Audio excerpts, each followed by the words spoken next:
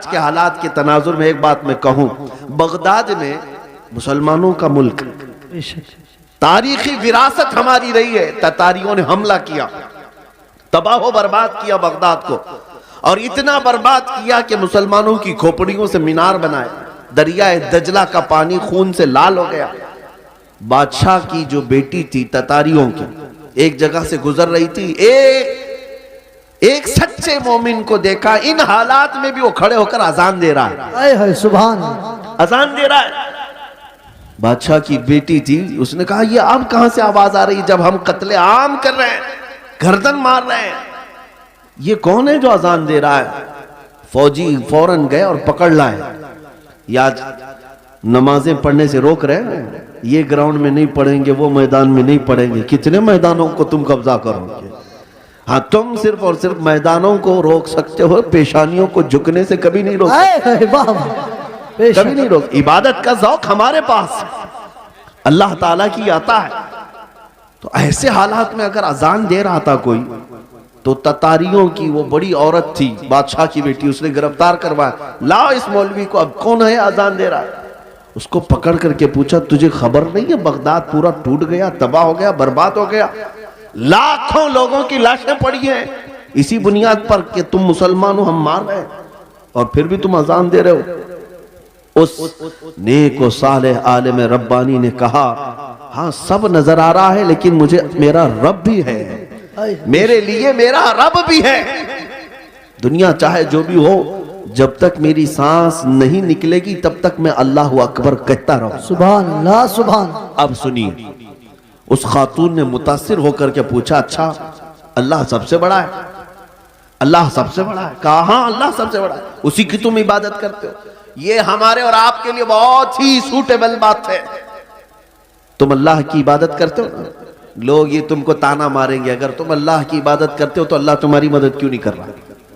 یہی اس تتاری عورت نے کہا کہ تم اس کو اکبر کہتے ہو، پھر یہ بغداد میں یہ سب جو مرے ہیں یہ بھی تو وہی تھے، یہ بھی تو وہی تھے، یہ مارے گئے اور ہم لوگوں کو غلبہ حاصل ہو گیا بغداد پہ۔ دیکھو تتاریوں پر، وہ ظالموں کو اللہ تعالیٰ نے غلبہ دے دیا، تمہارا خدا ہی دیا ہے، پھر ایسا کیوں ہوا؟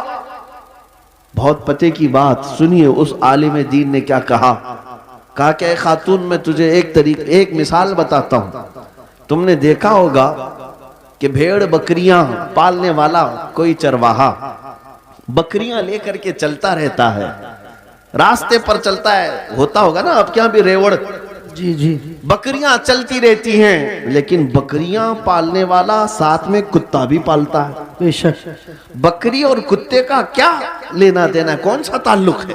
لیکن یہ چرواہے سے پوچھیں، وہ بتائے گا کہ بکریاں چلتے چلتے کبھی ادھر ادھر چلی جائیں تو یہ کتا بھونک بھونک کر انہیں لاتا ہے اور پھر ریوڑ میں جمع کرتا ہے۔ بے شک، چرواہا یہی بتاتا ہے کہ اس لیے سارے بکریوں کو وہ پھر سے ایک ریوڑ میں جمع کرے، اس لیے وہ پالتا ہے۔ کتے کو اس لیے چھوڑا جاتا ہے، اس لیے پالا جاتا ہے۔ بلا تشبیہ و بلا تمثیل، ذہنوں کو قریب کرنے کے لیے اس بغدادی عالم نے کہا ہم امت مصطفیٰ ہیں، بے شک، ہم چلتے ہیں سیدھے راستے پر، لیکن جب کبھی ادھر ادھر بھٹکتے ہیں تو اللہ تم جیسے کتوں کو ہم پر چھوڑتا ہے، بے شک، کتوں کو چھوڑتا ہے تاکہ تم بھونک بھونک کر کے واپس صراط مستقیم پر لے آ سکو۔ میرے عزیزو، آج یہ جس قدر مظالم ہو رہے ہیں یہ تمہیں سیدھے راستے پر انشاءاللہ ایک نہ ایک دن ضرور لے کے آئے۔ انشاءاللہ میں محسوس کر رہا ہوں چند سالوں پہلے ہر جلسے میں لبیک یا رسول اللہ کا نعرہ تو نہیں لگتا تھا، لیکن ظالم کتوں نے جب بھونکنا شروع کیا تو اب پھر ہمارا ہر بچہ لبیک کہنے لگا۔